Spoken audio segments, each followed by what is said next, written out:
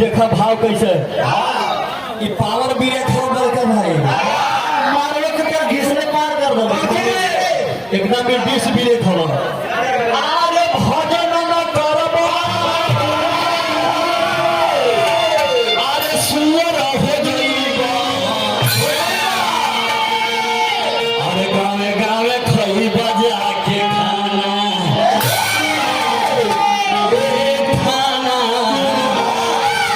गावे गावे खोई बजा के खाना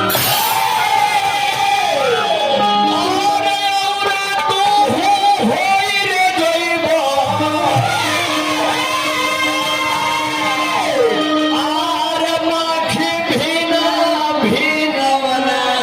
भजन बिना भजन बिना पहला हो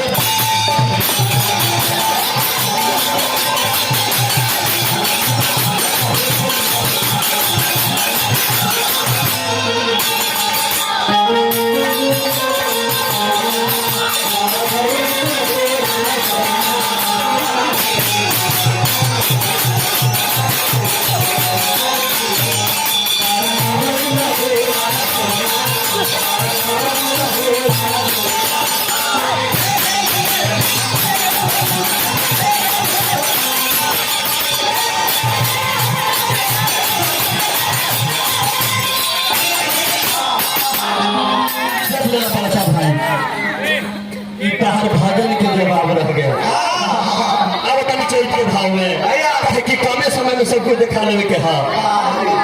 कि यार